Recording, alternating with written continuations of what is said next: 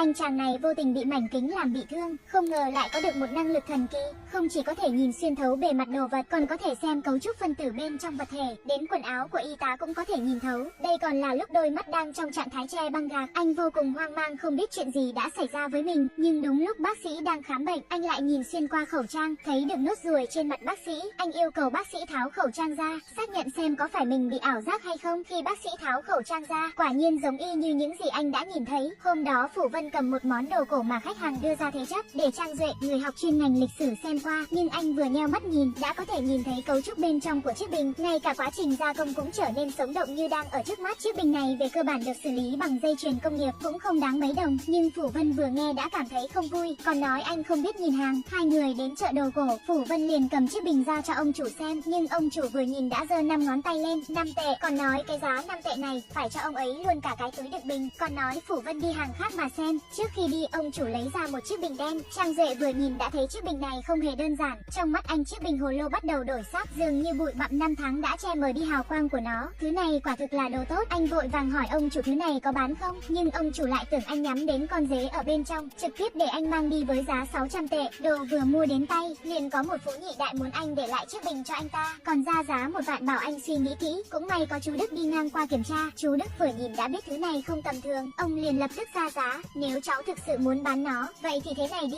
ta cho cháu 10 vạn. Chiếc bình đen này mà có giá 10 vạn sao? Chú Đức liền kêu người lấy khăn và dầu đến, ông ấy chỉ lau nhẹ vài lần, chiếc bình đã hiện ra dáng vẻ ban đầu, hóa ra đó là Tam Hà Lưu hồ lô của vương công quý tộc vào cuối thời Quang Tự. Một bảo bối như vậy mà tôi lại bán với giá 600 tệ. Phú nhị đại lập tức ra giá 30 vạn. Ông chủ cũ ở bên lập tức nóng như lửa đốt, huynh đệ, tôi mua lại chiếc bình này với giá 60 vạn, cậu qua tay đã kiếm được gấp 1000 lần rồi, quá được rồi. Không ngờ Phú nhị đại lại trực tiếp ra giá 80 vạn. Điều này khiến hai thanh niên sướng đến run người, dùng thứ mua với giá 600 tệ nháy mắt đã kiếm được 80 vạn, hàng đơn vị chục trăm, nghìn vạn, chục vạn. Sau này chúng ta là người có tiền rồi. Để xác định là mình không nằm mơ, Phủ Vân lấy điện thoại ra, lại phát hiện số tài khoản trong điện thoại đã biến thành 20 vạn. Không phải cậu nói có tiền rồi thì trả tiền phòng, trả tiền nợ là được rồi sao? Xong rồi, nhưng đây là tiền của cậu, tôi không thể cầm tiền của cậu được. Cái gì mà tôi với cậu chứ? Họ vốn dĩ là anh em tốt. Trang Duệ đã giúp bạn trả hết các khoản nợ lập nghiệp, chỉ trong chốc lát trong tay không còn nhiều tiền nữa. Hai người quyết định trở lại phố đồ cổ để kiếm tiền. Trang Duệ quét mắt qua quầy hàng, liền nhìn thấy trong tay ông chủ có đồ tốt, sau đó anh kích hoạt siêu năng lực của mình, phát hiện thứ đó đích thực là hàng xịn. Anh hỏi ông chủ có bán không, ông chủ vừa nghe liền nói đây là bảo bối của ông ấy. Ông lập tức ra giá 80 vạn. Tôi tra trên mạng rồi, thứ này bình thường đấu giá thường ở trong khoảng 70 vạn đến hơn trăm vạn. Nếu như thứ này là thật, vậy thì kiếm được một món hời rồi. Cuối cùng họ mua được chiếc bát với giá 59 vạn. Trang Duệ nóng lòng cầm đến cho giáo sư xem, nhưng chú Đức vừa nhìn lại nói lần này anh nóng vội quá rồi. Trang Duệ nhanh chóng hỏi thứ này là đồ giả sao? Chú Đức giải thích thứ này là đồ thật, nhưng lịch sử của nó lại linh động, cũng có nghĩa là chiếc bát này chỉ có phần đáy là chính tông, nhưng những thứ khác đều đến từ nhà Tùy. Nhà Tùy đời nào cũng tùy ý kiểu chấp phá này, chuyên đánh lừa những người trẻ không biết nhiều về lịch sử. Mua được một bài học đắt giá như vậy, Trang Duệ ý thức được chỉ dựa vào siêu năng lực mà không có kỹ năng chuyên môn thì không được. Sau đó anh bắt đầu mua một số lượng lớn sách cổ, quyết định tự bổ túc chút kiến thức cho bản thân. Nhưng mấy ngày sau anh nhận được điện thoại của giáo sư. Giáo sư nói với anh ấy, tối nay có một buổi đấu giá ở phố đồ cổ, có thể học được chút gì đó ở đấy. Trang Duệ vừa nghe liền biết cơ hội đến rồi, còn ăn cái gì nữa, đi thôi, đi phát tài. Cuộc đấu giá đầy những lão làng đồ cổ. Trang Duệ lại nhìn chúng bức tranh mà không ai thèm để ý đến, nhưng tiền trên người anh thiếu mất 3.000, bị ông chủ trực tiếp từ chối. Nếu như cậu muốn mua thì đi ra ngoài rẽ phải, có mấy quầy hàng có lẽ phù hợp với cậu. Nhưng Trang Duệ nhất quyết muốn bức tranh này, hóa ra anh ấy có siêu năng lực khác thường, chỉ cần nhìn một cái đã nhìn ra huyền cơ ẩn dưới bức tranh. Khi anh ấy sắp tuột mất, ông chủ Mã ở bên cạnh đã đồng ý giúp anh ấy. Mấy người thành công có được bức tranh. Ông chủ Mã tò mò hỏi Trang Duệ tại sao nhất định muốn có bức tranh này, nhưng anh không giải thích. Anh mời ông chủ Mã cùng đến chỗ thầy. Chú Đức vừa nhìn bức tranh cũng nói rằng tài nghệ vẽ không tồi, hơn nữa chất lượng giấy cũng rất tốt, nếu như có người thích cũng có thể kiếm được 2 đến 3.000. Nhưng Trang Duệ chú ý đến phương thức đóng khung của bức tranh rất kỳ lạ, tranh bình thường tuyệt đối sẽ không dùng cách thức thế này. Nghe thấy lời Trang Duệ, thầy giáo mới bắt đầu kiểm tra kỹ hơn, quả nhiên đã phát hiện ra vấn đề. Dưới những thao tác của chú Đức, vốn dĩ chỉ có một bức tranh thì giờ đã biến thành 2. Hóa ra bức tranh này được đóng khung theo dạng tranh dấu tranh, hàng nhái bên trên được thiết kế đặc biệt để bảo vệ bản gốc bên dưới. Bức tranh bên dưới chính là bút tích của Đường Bá Hổ. Phủ Vân hỏi giá trị thật của bức tranh, đã nhiều năm nay không thấy tranh của Đường Bá Hổ được đấu giá, ít nhất cũng phải hơn ngàn vạn. Bao nhiêu cơ? Ông chủ Mã ở bên có chút động lòng, liền ra giá 1.500 vạn muốn mua lại bức tranh. Thế nhưng Trang Duệ lại lắc đầu, ông chủ Mã đang chuẩn bị tăng giá. Trang Duệ nói thẳng, nếu như anh muốn có bức tranh này thì tôi chỉ cần 500 vạn. 500 à, huynh đệ, anh còn nói coi như bảo báo đáp ân tình của 3.000 tệ vừa rồi, chú Đức rất hài lòng tính cách không tham tài, hơn nữa còn rất trọng tình trọng nghĩa của Trang Duệ, nói rằng anh có đôi mắt rất giống với Phùng Quyền trong Liêu Trai. Hóa ra năm đó Phùng Quyền cứu được rùa thần, vì để báo ơn, rùa thần đã cho Phùng Quyền một cặp tuệ nhãn thần kỳ không gì không rõ. Hôm đó, Trang Duệ nhận được lời mời tham dự hôn lễ của bạn học ở Cam Túc. Trên đường đi anh ấy tình cờ phát hiện đất ở đây đã bị khai quật, sau đó anh lại triển khai siêu năng lực của mình, phát hiện ở đây quả nhiên có động thiên, hơn nữa bên dưới còn ẩn giấu một ngôi cổ mộ. Đội khảo cổ tìm suốt cả một tuần cũng không có phát hiện gì, nhưng anh chỉ cần liếc mắt đã tìm được chính xác vị trí của cổ mộ. Họ liền mời Trang Duệ tham gia. Vừa vào cửa họ đã phát hiện tranh tường ở đây được bảo quản rất tốt, không có dấu hiệu oxy hóa hoặc phai màu, chứng tỏ chưa từng có ai đến đây. Nhưng ngay khi đi qua một đường hầm, nữ cảnh sát không cẩn thận dẫm vào cơ quan, Trang Duệ lại triển khai siêu năng lực, phát hiện nơi đây có rất nhiều cạm bẫy nguy hiểm. Anh vừa kéo nữ cảnh sát đi thì toàn bộ ám khí đều lao ra, may thay hai người nhanh chóng né được, suýt chút nữa là mất mạng rồi.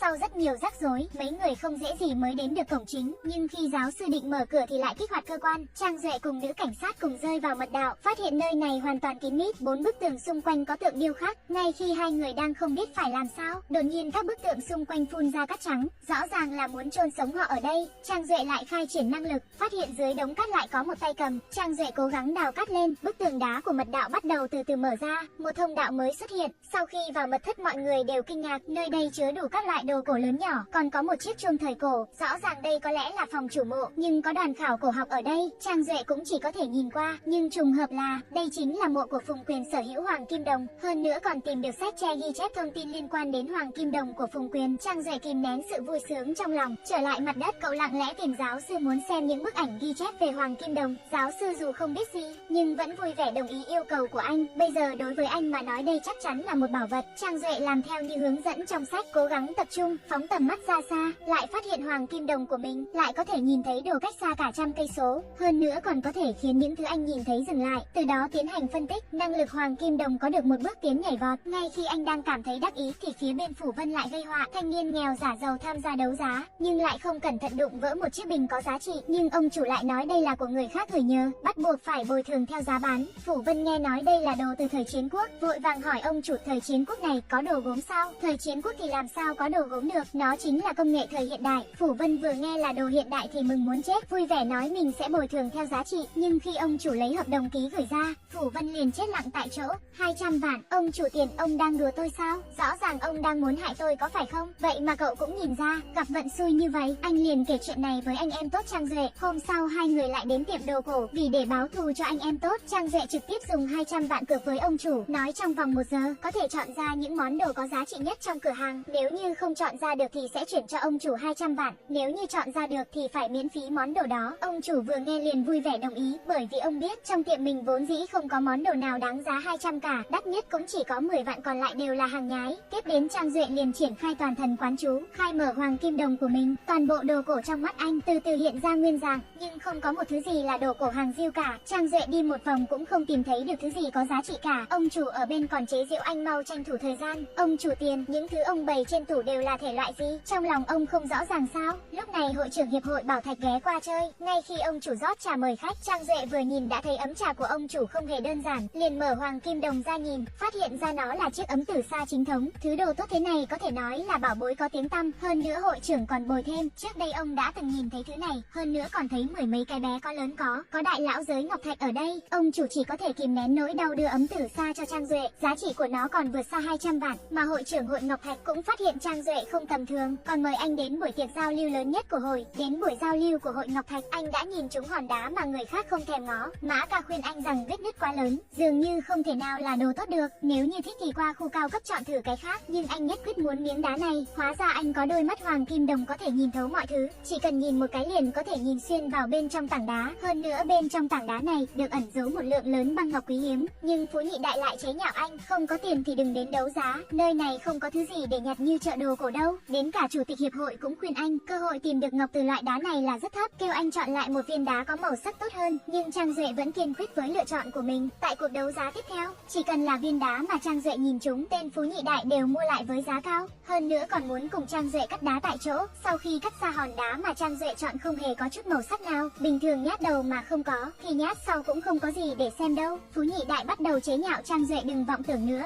nhưng anh không hề quan tâm, yêu cầu cắt nhát thứ hai từ giữa. Lần này tim mọi người liền nghẹn lại, không ngờ nó thực sự lộ ra màu xanh, thế này cũng được 10 vạn rồi, đừng cắt nữa, còn cắt nữa thì 1 vạn cũng không có. Nhưng Trang Duệ vẫn muốn cắt lần thứ 3, điều khiến mọi người không ngờ là lần này lại xuất hiện màu xanh ngọc thạch rất hiếm thấy. Các ông chủ có mặt lập tức ra giá 1.800 vạn, 3.000, 1.800 vạn. Hứa tổng, đến lượt anh bắt đầu rồi. Đến lượt tảng đá của Phú Nhị Đại, chỉ mới một đao cắt xuống, mặt cắt đều là màu xanh. Mọi người có mặt lập tức ra giá 1.000 vạn để mua, nhưng Phú Nhị Đại tốn 900 vạn mới mua được miếng đá này. Tôi thật sự không cần số lãi 100 vạn này. Sau đó lại thêm nhát nữa, không ngờ lần này giá viên đá lại tăng gấp 3 lần. Lập tức có người ra giá 3.000 vạn, nhưng Trang Duệ ở bên cạnh cố tình khơi dậy tính háo thắng của hắn. 3.000 vạn lại còn không phải là loại thạch anh băng, nếu là tôi thì đã bán rồi đấy. Cậu và tôi giống nhau được sao? Phú Nhị Đại tiếp tục kêu thuộc hạ cắt thêm nhát nữa, nhưng lúc này Trang Duệ lại bày ra bộ mặt đắc ý. Hóa ra anh đã dùng hoàng kim đồng nhìn qua miếng đá này, phát hiện bên trong có đồ tốt nhưng chỉ có một tấc xanh mà thôi. Quả nhiên nhát đao này cắt xuống viên đá của Phú Nhị Đại đã hoàn toàn bị hủy. Quan trọng là phải biết nghe người ta khuyên, đáng ra cầm 3.000 vạn là ngon rồi. Viên đá 3.000 vạn trực tiếp biến thành thứ bỏ đi. Điều này khiến tên Phú Nhị Đại vô cùng khó chịu. Ba người Trang Duệ đã dùng 3.000 để kiếm được 18 triệu. Anh chàng nhà nghèo bỗng chốc trở thành triệu phú, và ông chủ Mã cũng nhận thấy Trang Duệ bất phàm, vì để lấy lòng Trang Duệ nên đã trực tiếp nhường trang viên của mình cho anh như một món quà. Đồng thời Trang Duệ cũng được mời đến trung tâm ngọc thạch để mở mang tầm mắt. Nhưng khi vừa đến trung tâm mua sắm ngọc bích ở đây, Trang Duệ đã vừa ý một mảnh ngọc, nhưng lần này họ đã gặp một rắc rối lớn. Miếng ngọc cổ này có niên đại cả ngàn năm, nó từng thuộc về một đại quan thời đó. Đây là một miếng ngọc bội rất tốt, nhưng nhược điểm là miếng ngọc này là đồ bồi táng. Theo thông thường mà nói, đồ cổ thường là thứ giúp trấn áp tà khí, nhưng mảnh ngọc này, này ông chủ, làm sao ông biết thứ này không sạch sẽ?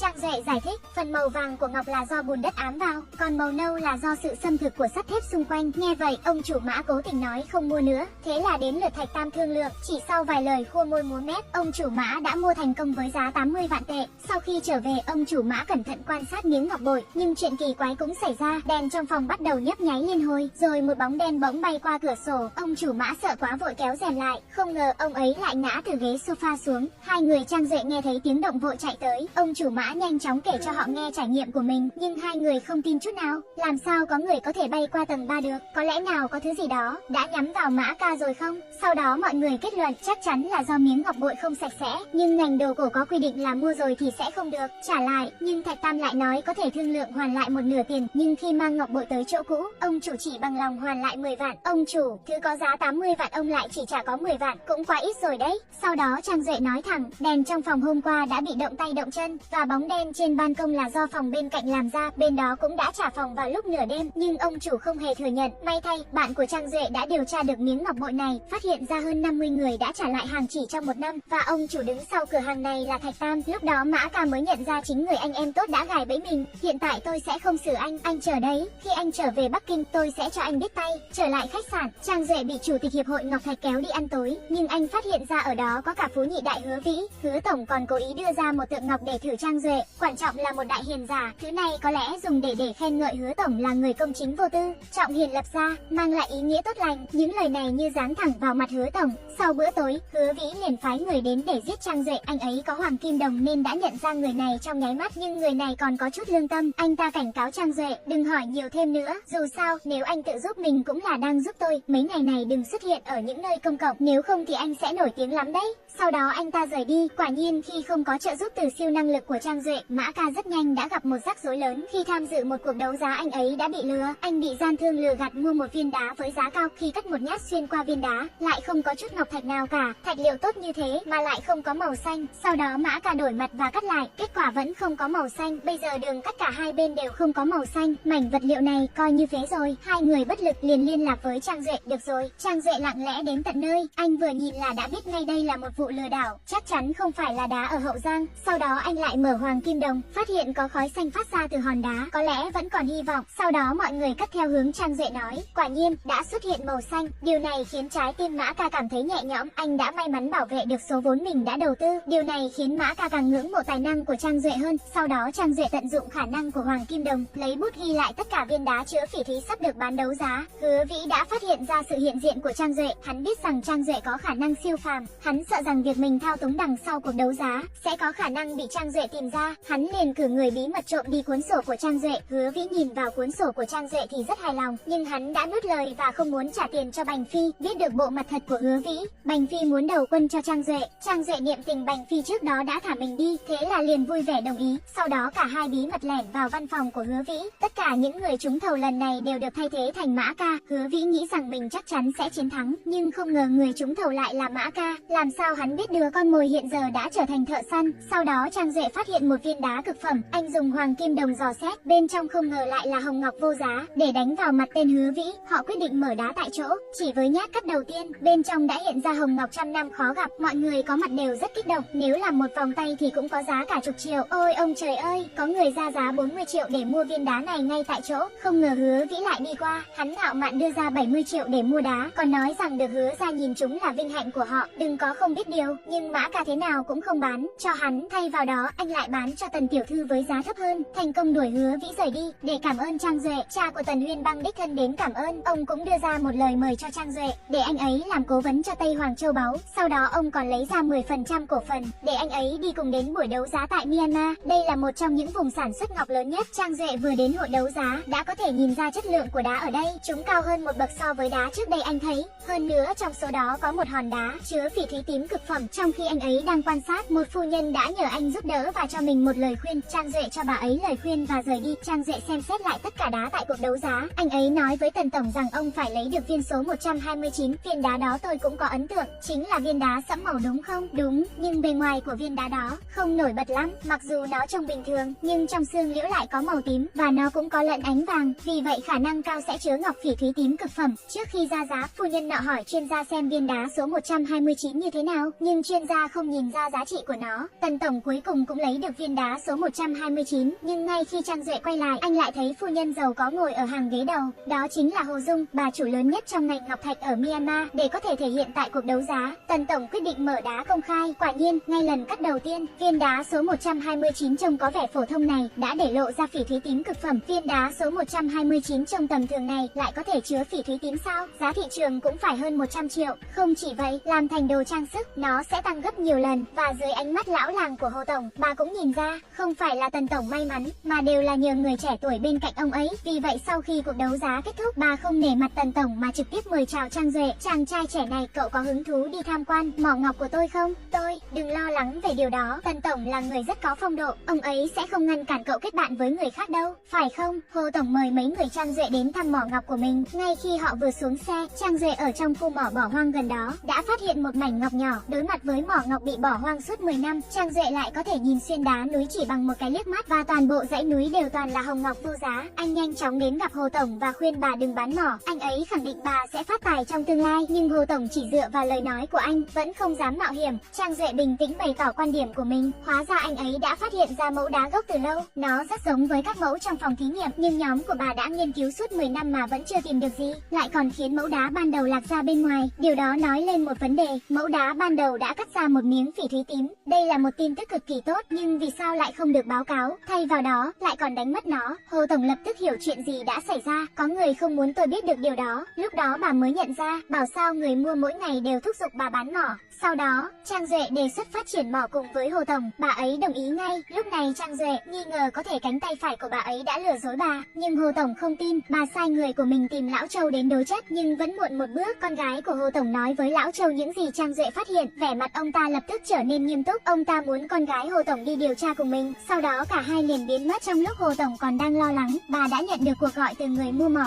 Sau đó bà mới biết Hồ Vân đã bị bắt cóc và đối phương yêu cầu bà lập tức ký hợp đồng bán mỏ. Mọi người liền lập kế hoạch giải cứu. Trang Duệ và nữ cảnh sát giả thành khách đánh bạc để do thám. Trang Duệ dùng hoàng kim đồng càn quét sòng bạc và đã thu hút thành công chủ sòng bạc đến đánh bạc với mình. Nữ cảnh sát nhân cơ hội hóa trang thành phục vụ, đi tìm kiếm tung tích của Hồ Vân. Chỉ sau vài chiêu cô đã hạ gục tên canh cừa và giải cứu thành công Hồ Vân. Hồ tổng thì nhân cơ hội trì hoãn người mua. Ngay khi kế hoạch của họ thành công, Lão Châu ở một bên đã chú ý đến Trang Duệ và Hồ Vân còn chưa kịp trốn thoát. Họ vừa lên xe và chuẩn bị rời đi, một nhóm côn đồ đã vội vàng đuổi theo. Khi đang chạy trốn, Trang Duệ vô tình bị bắn vào đùi. Để không bị liên lụy, Trang Duệ bảo Hồ Vân trốn đi trước, còn anh ấy sẽ thu hút sự chú ý của kẻ địch. Chứng kiến con gái trở về, Hồ tổng cuối cùng cũng thở ra một hơi. Nhưng khi biết được Trang Duệ đang gặp nguy hiểm, thái độ của Hồ tổng liền thay đổi 180 độ.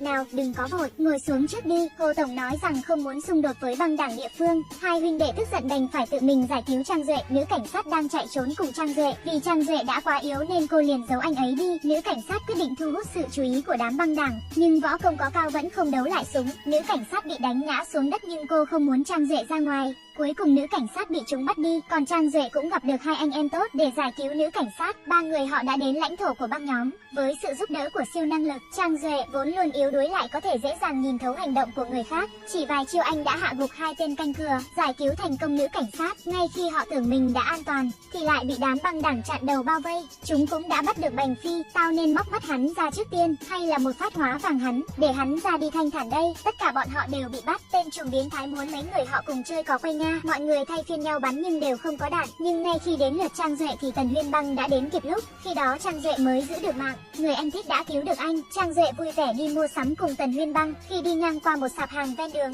anh tập trung nín thở tĩnh khí, dùng hoàng kim đồng nhìn ra thứ gì đó bên trong mục tiêu. Vì vậy anh ấy đã mua nó với giá 40.000 tệ. Khi về nhà anh liền mở nó ra và phát hiện ra đó chính là bản đồ kho báu. Cựu lính đặc chủng Tiểu Phi nhìn qua liền biết đây là bản đồ kho báu mà quân Nhật để lại. Chúng không kịp mang đi nên đã giấu nó. Mấy người Trang Duệ đã đến vị trí trên bản đồ để xem thử, nhưng vừa tới bãi đất trống, Trang Duệ cảm thấy như mình đã dẫm phải thứ gì đó. Sau khi dùng hoàng kim đồng quan sát, anh liền phát hiện ra đó là mìn mà quân Nhật để lại. Hiện tại ngòi nổ rất không ổn định, có khả năng nổ bất cứ lúc nào. May mà Bành Phi từng là lính đặc chủng và biết cách rà phá bom mìn. Anh nhờ Phi Phi mang một hòn đá tới, đợi Trang Duệ bỏ chân ra thì lập tức đặt nó vào. Nhưng vì để cứu Trang Duệ, Phi Phi đã đẩy anh ấy ra và tự mình dẫm lên mìn. Cô làm gì vậy? Đây là một quả mìn đấy, đừng di chuyển, mau lùi lại. May mắn là quả mìn đã quá cũ và không thể phát nổ, nhưng băng đảng địa phương đã phát hiện họ. Chúng lập tức kéo người đến bắt họ. Vì sự an toàn của mọi người, Trang Duệ chỉ có thể nói ra mục đích mà họ đến đây. Anh ấy cũng nói rằng mình có thể thấy thứ mà người khác không thể, nhưng lão đại lại không tin. Trang Duệ chỉ có thể tập trung, bình tâm tĩnh trí khai mở hoàng kim đồng. Anh nhìn thấy hình xăm trên người lão đại, nhìn vết sẹo này, có lẽ là có từ thời thơ ấu. Im miệng, có phải là do cha bạo hành nên anh mới trở thành trùm ma túy không? Mày câm miệng cho tao. Thế là anh dẫn cả băng nhóm đi tìm kho báu. Theo anh suy tính, kho báu hẳn là ở ven suối. Vừa nghe lời này, tên lão đại liền nổi giận, bởi vì hắn đã sống ở đây từ khi còn nhỏ, nhưng chưa bao giờ thấy dòng suối nào cả. Vì để chứng minh lời của mình, Trang Duệ một lần nữa tập trung mở ra hoàng kim đồng. Anh nhìn thấy chữ suối viết trên một tảng đá cách đó không xa. Lão đại lúc đầu không tin, hắn cử hai người của mình đi kiểm tra, nhưng đúng như những gì anh ấy nói, lão đại bây giờ đã tin rồi. Và Trang Duệ cũng mở hoàng kim đồng quan sát xung quanh,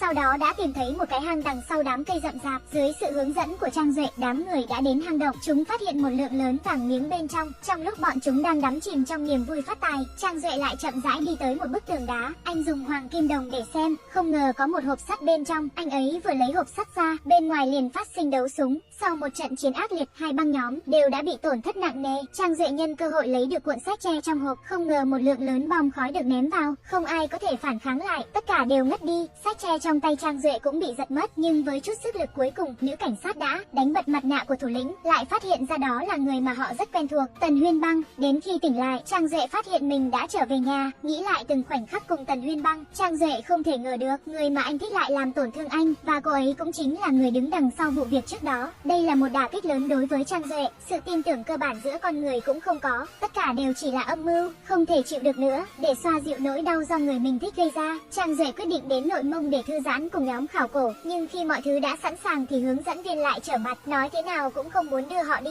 động một tí là khai phá, động một tí là đào bới. Anh có biết không, cỏ trên thảo nguyên sống nhờ vào nước trên trời, suối dưới mặt đất. Sau đó anh ta khăng khăng rằng nếu có người trong nhóm khảo cổ có thể hạ gục anh ta, thì anh ta mới tâm phục khẩu phục đưa họ đến đó. Khi lời vừa nói ra, nữ cảnh sát Phi Phi đã không thể ngồi yên. Có phải chỉ cần tôi thắng được anh là anh sẽ dẫn chúng tôi đi không? Người đẹp nặng 50 cân lại muốn thách đấu với võ sĩ Mông Cổ mạnh mẽ hơn 100 cân, và lại còn là bằng cách đấu vật. Anh chàng kia tỏ ra khinh thường, liền kêu em trai đi ra đấu thay, đánh với con gái, nhẹ tay thôi. Phi Phi không hề yếu thế chút nào, cô luôn quan sát bước đi của đối thủ để tìm ra điểm yếu. Ngay khi đối thủ vừa bất cẩn, cơ hội của cô ấy cũng đã đến. Cô nắm lấy lưng áo đối phương và vật ngã anh ta. Anh chàng lực lưỡng này liền phải ăn cát. Lúc này hướng dẫn viên mới công nhận cô, nhưng rõ ràng cô ấy không cùng hạng cân với anh ta. Phi Phi đã bị đánh bại trước sức mạnh tuyệt đối, nhưng hướng dẫn viên lại bị thu hút bởi cô ấy. Tôi thích cô, tôi muốn cưới cô về nhà, không nghe nhầm chứ? Để giúp Phi Phi giải vây, Trang Duệ yếu đuối liền bước lên sân khấu, nhưng đối thủ lại khinh thường. Cơ thể này chắc gì đã chịu được một chiêu của tôi. Sau đó đó, hai người họ đã lập một hiệp ước, nếu cậu có thể đánh bại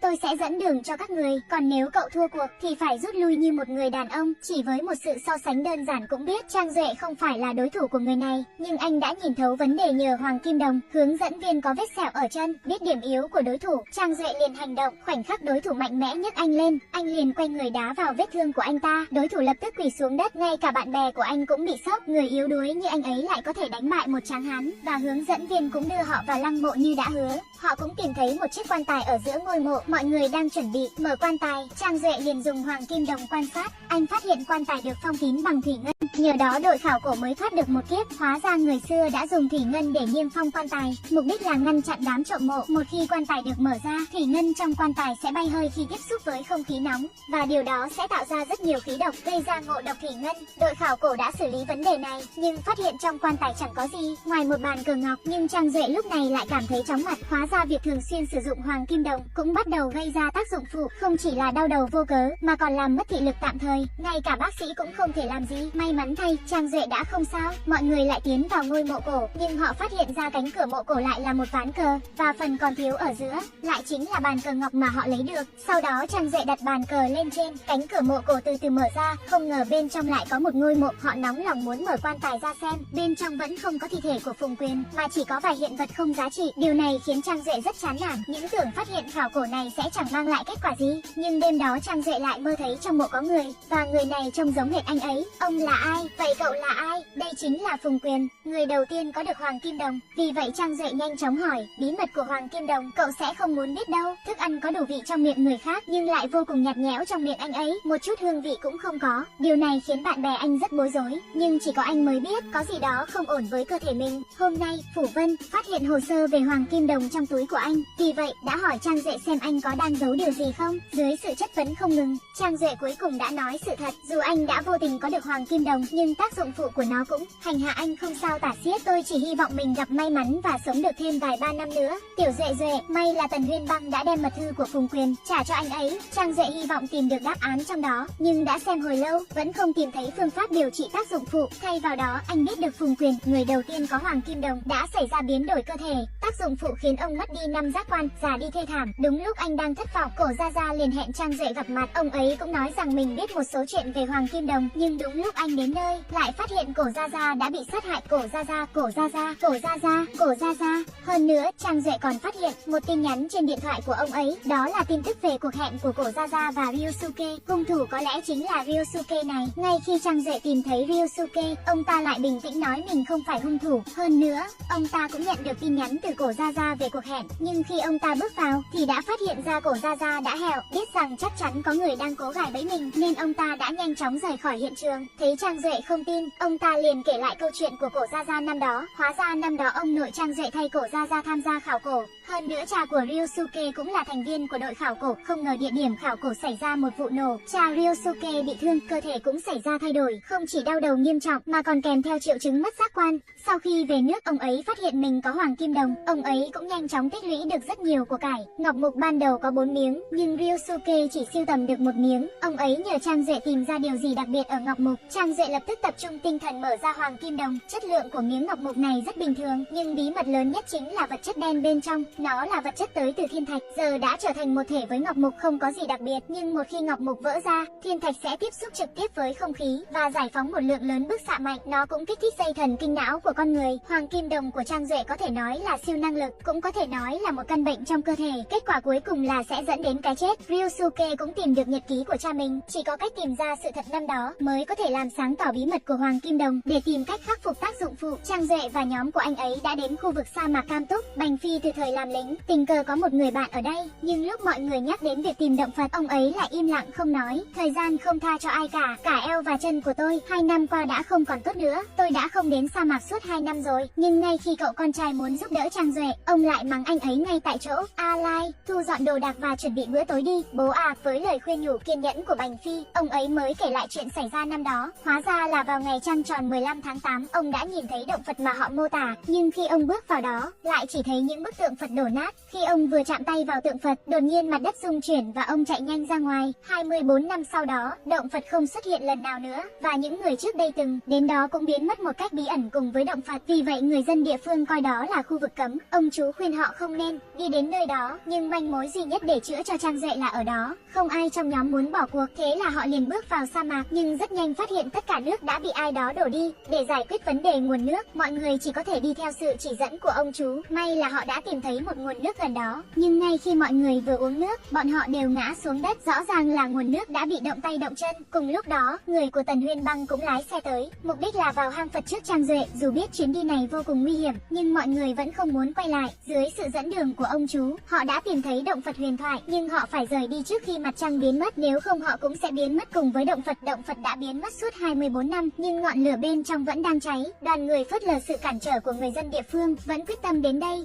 Nhưng khi tìm thấy một cửa đá cổ, lại phát hiện có một khóa mật mã. Đây có lẽ là một khóa mật mã. Dựa vào lỗ khóa, Trang Duệ đã mở được cửa đá. Không ngờ người của Tần Huyên Băng lại nhân cơ hội xông vào. Anh ta cũng chế nhạo Trang Duệ là một tên ngốc, lại giúp mình mở cánh cửa đá. Ngay khi chúng mất cảnh giác, Tiểu Đảo ném ra một quả bom choáng cắt đuôi chúng. Bọn họ đã vào động Phật thành công. Qua quan sát của Trang Duệ, anh đã phát hiện ra cơ quan dưới tượng Phật. Trang Duệ nhờ bạn bè đẩy bức tượng ra, họ phát hiện bên dưới quả nhiên có tầng ngầm, rõ ràng bản đồ lăng mộ của Phùng Quyền. Dựa theo ghi chép bên trên, mấy người Trang Duệ đến một hẻm núi, nhưng lại thấy ở đây chẳng có vẻ gì là có một lăng mộ cả. Điều bất thường duy nhất chính là đồng hồ mặt trời này. Phùng Quyền này không chỉ để lại cho chúng ta một bài toán, mà còn muốn chúng ta học cả chữ Trung Quốc cổ đại. Bọn họ cũng phát hiện ra manh mối bên dưới mà Phùng Quyền để lại cho hậu thế. Trang Duệ nhanh chóng dựa trên bộ chữ trong nhật ký, tìm ra câu trả lời Phùng Quyền để lại. Một ngày dài, đại biểu cho 12 canh giờ, chính là một ngày. Đây chính là đáp án. Ngay khi Trang Duệ di chuyển cơ quan, quả nhiên trên vách núi trước mặt mở ra một cái hang, mà đám sát thủ ở xa cũng đang chuẩn bị nhân cơ hội tiêu diệt Trang Duệ. Cũng may Tần Huyên Băng xuất hiện kịp thời để bảo vệ Trang Duệ. Cô đã nắm hết toàn bộ kế hoạch của họ. Lúc này mọi người mới ý thức được phải nhanh lên. Khi đến mộ của Phùng Quyền, phát hiện nơi đây có một loại cảm giác bất thường. Trang Duệ luôn tin vào Hoàng Kim Đồng của mình, nay cũng phải lung lay. Bên trong có 8 mộ đạo khác nhau, nhưng chỉ có một con đường thực sự dẫn đến phần mộ. Nhưng lại đúng vào lúc này Hoàng Kim Đồng của anh lại mất tác dụng. Cho dù anh có thử thế nào, cũng không dùng được Hoàng Kim Đồng ở đây, không hề có chút tác dụng nào. Xem ra đây là khảo nghiệm thứ hai mà Phùng Quyền để lại cho anh. Nhưng Trang Duệ đã phát hiện, mỗi một mộ đạo ở đây dường như ứng với một quẻ tượng. May thay Trang Duệ theo chú Đức có học qua trận đồ bát quái. Theo tính toán của anh, đã loại bỏ thành công 6 trong 8 mộ đạo, nhưng 2 mộ đạo còn lại đều 50-50. Khi sát thủ sắp đuổi đến, người yêu tiền như Mạng Như Phủ Vân lại chặn Trang Duệ lại, bản thân chạy về phía một mộ đạo, tìm lối cho anh em tốt. Chuyện này, sao có thể để cậu làm được, còn nhớ không, tôi là ngôi sao may mắn của cậu. May thay vận may của Phủ Vân rất tốt, chọn bừa lại chọn trúng phần mộ của Phùng Quyền. Cuối cùng mọi người cũng đến được ngôi mộ nơi cất giấu bí mật của Phùng Quyền, nhưng không ngờ rằng nơi này lại từng có người đến. Trang Duệ cẩn thận quan sát bên trong quan tài, phát hiện nơi đây lại họa lại bí mật của Phùng Quyền. Người lính bị sét đánh nhưng không hẹo, ngược lại cơ thể anh lại có biến dị, đôi mắt cũng sáng rực ánh vàng, lại có thể nhìn thấu bề mặt mọi vật. Phát hiện vàng được ẩn sâu dưới đất, anh có chút không dám tin, liền cầm cuốc đi đào đất, quả nhiên phát hiện được vàng ở dưới đất. Sau đó anh dẫn vợ đi ăn một bữa tai heo, tự dưng có được siêu năng lực cũng khiến anh một bước trở thành người có tiền nhất tại bản địa. Anh vốn tưởng rằng cả đời này mình sẽ sống trong nhung lụa, thế nhưng siêu năng lại xuất hiện tác dụng phụ. Khi phát bệnh không chỉ đau đầu đến ngất xỉu, hơn nữa còn mất đi luôn 5 giác quan. Đến đại phu có tiếng nhất vùng cũng phải bất lực. Theo ghi chép của các bức tranh tường, Phùng Quyền sống đến năm 120 tuổi, rõ ràng là có khả năng ông đã tìm ra cách để khắc phục tác dụng phụ. Trang Duệ phân tích điều kiện để sản sinh Hoàng Kim Đồng. Hoàng Kim Đồng sản sinh là nhờ thiên thạch và dòng điện kết hợp sản sinh mới xuất ra hiệu quả. Hoàng Kim Đồng của anh chính là do mảnh vỡ cắt qua, đồng thời lại bị dòng điện tấn công mà sản sinh ra. Còn Hoàng Kim Đồng của Phùng Quyền lại là do tác dụng của thiên thạch và sấm sét mà có được. Đích thân ông ấy đã chịu sự va đập của thiên thạch, còn có sự kích thích của sấm sét. Hoàng Kim Đồng của ông mạnh hơn tôi gấp ngàn lần. Khả năng thị giác của ông ấy có lẽ đã đột phá hơn rất nhiều, nhưng bức họa quan trọng nhất lại bị người ta phá hỏng mất. Trang Duệ còn chưa thể tìm ra cách khắc phục tác dụng phụ, mọi người chỉ có thể thất vọng trở về. Khi họ đến đài tưởng niệm người canh gác, chuẩn bị nói lời tạm biệt với các nhà khảo cổ học, lại bất ngờ tìm được nhật ký của ông nội Trang Duệ. Hóa ra năm đó vô tình phát hiện ra một miếng ngọc trong cổ mộ. Khi cha của Ryusuke chuẩn bị phát điện cơ, lại bất ngờ bị điện giật, đồng thời cũng phát sinh một vụ nổ, miếng đá ngọc mục cũng bị nổ tan tành. Ông nội Trang Duệ đưa cha Ryusuke chạy vào trong thôn dưỡng thương, nhưng kỳ lạ là cơ thể của cha Ryusuke lại xuất hiện biến dị, đôi mắt biến thành sắc vàng, còn có thể nhìn thấy dưới đáy giếng đã khô cạn nhiều năm có nước. Ông nội Trang Duệ có chút nghi ngờ, nhưng khi ông đào đất đi xuống, quả nhiên phát hiện bên dưới giếng có nước chảy. Ngay khi ông đỡ cha của Ryusuke nghỉ ngơi, siêu năng lực của cha Ryusuke lại kích hoạt, vừa nhìn đã thấy dưới đống củi có vàng. Ông nội Trang Duệ vì để xác minh đã đào lên, quả nhiên tìm thấy một túi vàng vụn, mà cảnh này cũng hoàn toàn kích thích lòng tham của tên thuộc hạ. hạ, anh ta phát hiện ra sự thần kỳ của đôi mắt của cha Ryusuke. Thế là vừa sáng sớm, nhân lúc ông nội Trang Duệ đang ngủ, tên đàn em tiểu mã lòng lang dạ sói bắt đầu ra tay. Đưa mắt của ông cho tôi. Cậu nói cái gì? Tôi nói móc mắt của ông ra đưa cho tôi. Vì để bảo vệ siêu năng lực của cha Ryusuke, ông nội Trang Duệ cố tình trì hoãn thời gian, nhưng lại bị tiểu mã lòng lang dạ sói hóa vàng tại chỗ. Từ đó tên này cũng không rõ tung tích. Vì để tìm ra hung thủ năm đó đã sát hại ông nội, Trang Duệ tìm đến chú Đức để hỏi. Còn kể về trải nghiệm sau khi họ đi vào sa mạc, những đội viên đội khảo cổ đều chụp ảnh với nhau sao? Đúng vậy, nhưng chú Đức vừa nhìn thần sắc liền có chút không tự nhiên. Sau đó còn nhắc nhở Trang Duệ, nếu không tìm thấy trong ảnh chung, vậy thì có khả năng là người chụp ảnh. Lúc này Trang Duệ mới tỉnh ngộ. Sau đó nữ cảnh sát cũng bắt đầu đi tìm quê của tên thuộc hạ kia, phát hiện tên đàn em năm đó sát hại ông nội Trang Duệ đã chạy tới Lam Châu, hơn nữa còn mở xưởng chế tác ngọc bích. Trùng hợp hơn nữa là họ đã tra ra tiểu mã có liên quan với Tần tổng, nhưng Tần tổng kiên quyết phủ nhận, còn nói là đã lâu quá rồi, đã quên chuyện năm đó từ lâu rồi. Cảnh sát đột nhiên nhúng tay vào khiến Tần tổng vô cùng lo lắng. Thế là ông bí mật hẹn gặp lão Mã để thương lượng, nhưng không ngờ rằng toàn bộ cuộc hội thoại đều bị cô con gái Tần Huyên Băng nghe thấy hết. Vì để giúp Trang Duệ, Tần Huyên Băng cố tình cải trang thành bồi bàn đến để đưa thức ăn, không ngờ lại nghe thấy bí mật giữa bố mình và lão Mã. Chỉ cần có được ngọc mục thì Trang Duệ sống hay hèo cũng chẳng quan trọng. Cô nói chuyện này với nữ cảnh sát nhưng lại không có bằng chứng xác thực để bắt Tần tổng. Vì để tìm ra chứng cứ phạm tội của ông ta, Tần Huyên Băng cùng tiểu đảo lẻn vào nhà họ Tần, nhưng họ tìm hết mọi thứ cũng không tìm thấy được gì, còn bị lão già Tần tổng nhìn thấy hết. Ông lập tức về nhà kiểm tra lại, phát hiện chứng cứ vẫn còn đó. Vừa chuẩn bị rời đi liền bị Tần Huyên Băng kề dao lên cổ. Không hổ là con gái do ta nuôi dạy. Ngay khi cô tưởng rằng mình đã thành công, Tần tổng lại bình tĩnh cho cô xem video Trang Duệ bị bắt cóc. Vì sự an toàn của Trang Duệ, cô chỉ đành giao lại bằng chứng cho Tần tổng. Lúc này nữ cảnh sát đã đến kịp thời, Tần tổng lại ngoan ngoãn giao lại chứng cứ cho Tần Huyên Băng. Tưởng ông chủ lớn Tần cuối cùng cũng bị bắt, nhưng ngay khi ông ta tiến lên, ông ta lập tức bắt con gái mình làm con tin, sau đó liền lên xe rời đi. Ngay khi nữ cảnh sát đuổi đến tận phòng làm việc của ông ta, lại phát hiện ông ta đã mất dạng từ lâu. Trang Duệ cũng tra ra được một số thông tin, đang chuẩn bị cầm tư liệu đến hỏi giáo sư,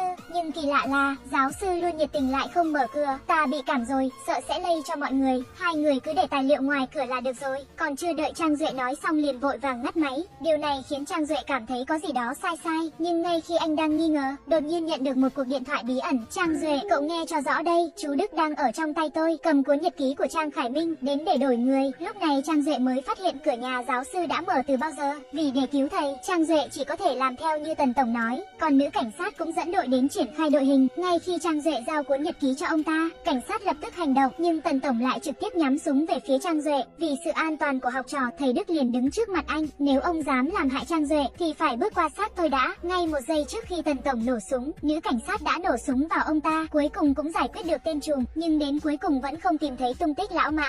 Sau khi cha mất, Tần Huyên Băng cầm cây gậy tưởng nhớ về cha mình, nhưng cô lại vô tình phát hiện bên trong cây gậy lại có một cái máy ghi âm. Cô liền đem nó đưa cho Trang Duệ. Tôi muốn ông đi bắt cóc một người. Ai? Chú Đức? Mã lão? Tôi không hiểu, ông không sợ bị bại lộ thân phận sao? Không, ông sai rồi, làm như vậy mới có thể bảo vệ được thân phận của tôi. Hóa ra trùm cuối thực sự lại chính là chú Đức, người thầy mà Trang Duệ tin tưởng nhất. Tiểu Mã năm đó chính là chú Đức. Trang Duệ biết được chân tướng, không dám tin đây là sự thật. Không, chuyện này quá hoang đường. Không thể nào. Ngay khi anh đi tìm chú Đức để hỏi cho ra nhẽ, lại phát hiện chú Đức không có ở nhà, nhưng món đồ mà chú Đức thích nhất lại được đặt ở trên bàn. Thế là Trang Duệ dùng hết sức tập trung, mở hoàng kim đồng ra để nhìn. Con dao này lại chính là hung khí năm đó chú Đức dùng để sát hại ông nội. Điều này càng chứng thực chú Đức chính là trùm cuối. Gần đây hoàng kim đồng luôn không ổn, là hoàng kim đồng đang lừa tôi. Hoàng kim đồng đang lừa tôi, không thể nào, thực sự không thể nào. Cho dù Trang Duệ vẫn không muốn tin, nhưng lúc này chú Đức đã trốn ra nước ngoài từ lâu rồi. Vì để dẫn dụ chú Đức, nữ cảnh sát định dùng Trang Duệ làm mồi nhử, sau đó nhân cơ hội bắt chú Đức. Nhưng khi họ làm theo kế hoạch, chú Đức đã liên thủ với xã hội đen, bắt lấy Trang Duệ và tiểu đảo. Nhìn người thầy mà mình kính trọng nhất, Trang Duệ tức giận hỏi tại sao ông lại làm như vậy, nhưng chú Đức lại bày ra vẻ mặt bất lực. Đôi mắt có thể nhìn thấu vạn vật, nhưng lại không nhìn ra bằng chứng thực sự ngay trước mắt ông. Hóa ra, mọi nguy hiểm Trang Duệ gặp phải đều do ông ta sắp đặt. Ông ta cũng biết bí mật về đôi mắt của Trang Duệ từ lâu rồi. Mục đích chính là muốn có được hoàng kim đồng của Trang Duệ. Hoàng kim đồng thay đổi vận mệnh của cậu, cũng thay đổi toàn bộ vận mệnh của những người có liên quan đến nó. Tất nhiên là bao gồm cả tôi. Còn tiểu đảo vẫn luôn giúp Trang Duệ. Hóa ra lại là nội ứng mà chú Đức cài bên người anh. Tiểu đảo, chú Đức nhờ bác sĩ ghép mắt của sinh viên cho mình, nhưng bác sĩ lại áy náy lương tâm, sống chết cũng không chịu làm phẫu thuật. Chú Đức lại giao nhiệm vụ này cho học trò của bác sĩ, còn hứa nếu hoàn thành sẽ cho anh ta một món tiền lớn. Đồ đệ không thoát được sự cám dỗ liền đồng ý. Lúc này chú Đức mới hài lòng rời đi. Ta đang nghĩ rằng Sau khi cậu không còn Hoàng Kim Đồng nữa thì sẽ trở nên như thế nào? Tôi không còn Hoàng Kim Đồng nữa thì tôi vẫn là Trang Duệ. Họ đang chuẩn bị làm phẫu thuật thì bị cảnh sát ập đến bao vây. Chú Đức chĩa súng vào Trang Duệ nhưng lại bị cảnh sát ở cửa nổ súng bắn trúng. May thay Trang Duệ được cứu trước khi phẫu thuật. Mọi người cùng nhau chúc mừng anh, nhưng sau những chuyện đã trải qua anh không hề cảm thấy vui chút nào vì khả năng của Hoàng Kim Đồng. Mặc dù khiến anh có được tiền tài nhưng đồng thời cũng mất đi rất nhiều. Anh nghĩ thông mọi chuyện, muốn làm phẫu thuật lấy Hoàng Kim Đồng ra. Bạn bè khuyên anh, có biết bao nhiêu người muốn có được Hoàng Kim Đồng, lấy nó ra thì cậu không còn gì nữa. Nhưng sau mọi chuyện Trang Duệ cũng nhìn thấu tất cả. Cuối cùng anh cũng hiểu ra cách khắc phục tác dụng phụ của Hoàng Kim Đồng. Hóa ra là chỉ cần từ bỏ nó, như vậy thì toàn bộ bệnh tật trên người anh cũng sẽ biến mất. Thấy anh kiên quyết như vậy, các bạn cũng ủng hộ lựa chọn của anh. Mọi người cùng nhau đẩy anh vào phòng mổ, nhưng Phủ Vân lại nhận được điện thoại của Ryosuke nói phòng bệnh của chú Đức lại trống không. Hơn nữa cảnh sát hôm qua bắn ông ta bị thương cũng đã biến mất. Lúc này chú Đức đã sớm được Tiểu Đào sắp xếp bí mật tiến hành phẫu thuật ghép mắt của Trang Duệ. Chú Đức, chú rất nhanh sẽ được như ý nguyện rồi. Ngay khi cuộc phẫu thuật đang diễn ra, cơ thể chú Đức bất ngờ có phản ứng đào thải, các chức năng cơ thể bắt đầu nhanh chóng suy giảm. Lúc này Tiểu Đào nhận được một cuộc điện thoại bí ẩn. Phẫu thuật không mấy thuận lợi, nhưng đừng lo lắng, tôi sẽ mang được Ngọc Mục về. Cùng lúc đó, bên phía Trang Duệ cũng xảy ra chuyện. Hoàng Kim Đồng đến đây là kết thúc, nhưng vẫn còn những tình tiết chưa được làm rõ. Có lẽ sẽ có phần 2. Hẹn gặp lại các bạn ở video tiếp theo.